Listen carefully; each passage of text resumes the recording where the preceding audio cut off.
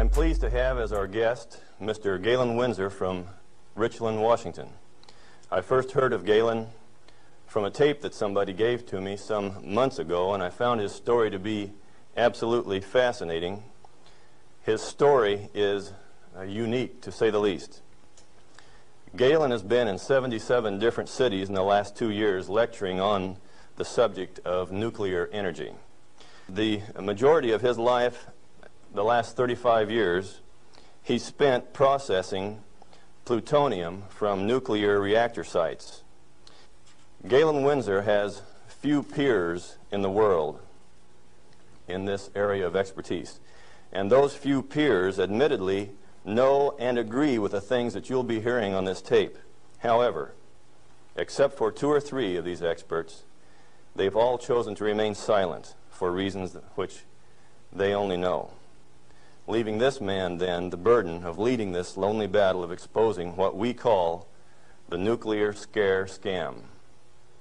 He's without question one of the world's foremost authorities in nuclear radiation measurement, and he's recognized by members of the Atomic Energy Commissions of all the major nations of the free world.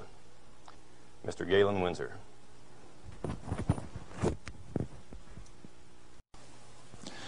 I'm Gelen Winsor, and I thought I'd share a few hands-on practical things that have to do with this nuclear scare scam.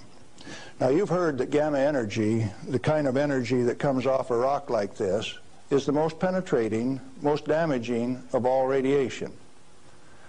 And not only that, here is uranium, the parent of radon, and they say if you can measure, detect radon in a home, then it's bad. The government says we got to ban this material. It's radioactive. Let's check it in the bottom of the bottle. Not very radioactive. Let's take the cap off. Oh goodness, very radioactive. This instrument will only count gamma, energy. It's just energy. Light's coming from those lights, only you're getting lots of infrared from the lights as well as ultraviolet. Energy response, and it's very carefully damped to only discriminated so it only gets the energy that comes from this.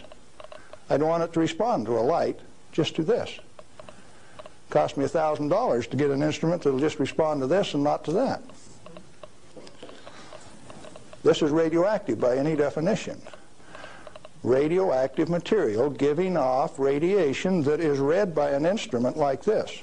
Okay, radioactive material. You pour it out in the hand, and that's radioactive contamination.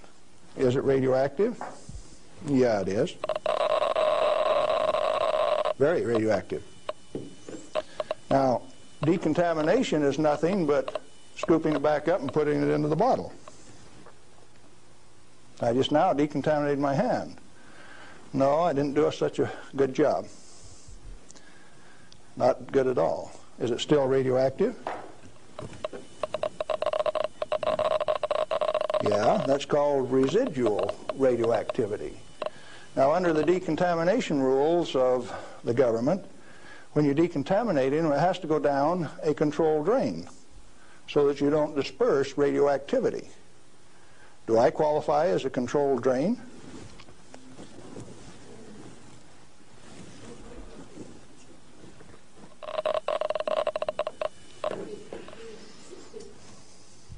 That material that I just ate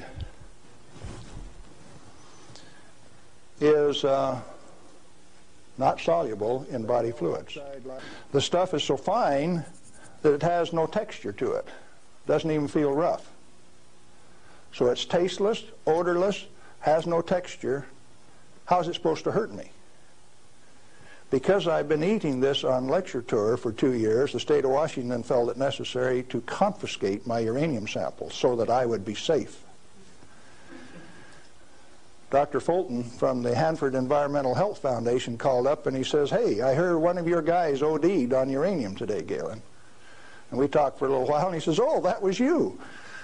And I says, "Listen, I can eat all that stuff I want. He says, it'll ruin your kidneys. How are your kidneys? They're fine. Well, you should have been chelated within 4 hours. Well, here's a piece of metal. Density of 19.0.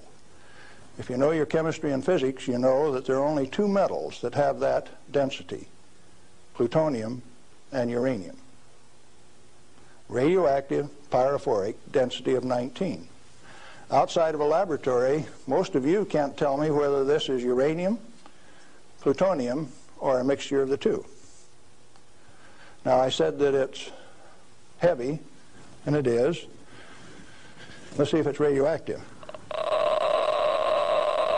Yeah, it is. Pyrophoric, what does that mean? Pyro, fire. Black on the end.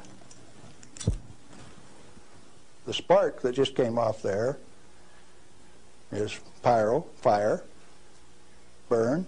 If it's plutonium, I just contaminated this area of Arizona in excess of the EPA's limit for 1 square mile of surface.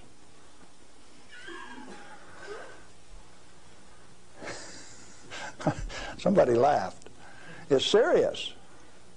The end of progress altogether says that I just contaminated you in excess of the limit for 1 square mile. It's now silver on the end. Tomorrow it'll be black because it self-oxidizes, this black color, like this, all by itself. Plutonium does that and uranium does that. Is it hazardous? Yeah, it is, because they take depleted uranium metal and make it into 50 caliber bullets, fire them from shoulder-held weapons. In 1976, they obsoleted tank warfare with these things because it only takes one dog face with one weapon to knock out a 65-ton tank. It'll go through 3 inches of armor plate, and when it comes out the other side, it's that white hot spark that we just made. And the 5 men in that tank are dead, because it'll burn all of the oxygen out of the air and burn their flesh. Well, in your estimation, then, how dangerous is a nuclear reactor plant? A nuclear reactor plant is just a way to boil water that's the cleanest, neatest, most economical way to boil water that you've ever seen. Can a nuclear plant explode? Only like any other steam plant. Like Laughlin, Nevada had a steam explosion. It's a coal-fired plant, but 6 men were killed there last year. That could happen at a nuclear plant, but as far as an atomic explosion, good heavens, no. No way. Well, one more question, Galen. What do you feel like a good portion of these men in Congress know this already? I know they do. I went there 4 years ago and sat down with the Senate legal staff and told them my hour-and-a-half-long sad story, and Sam Bollinger, one of the lawyers, stood up and he says, Galen, if I understand you right, why, you want us to have President Reagan snap his finger and make this thing come up straight. And I says, hey, Sam, terrific. Go ahead and do it. He didn't take that challenge. He says, no, I'll tell you what, Galen, industry likes it the way that it is.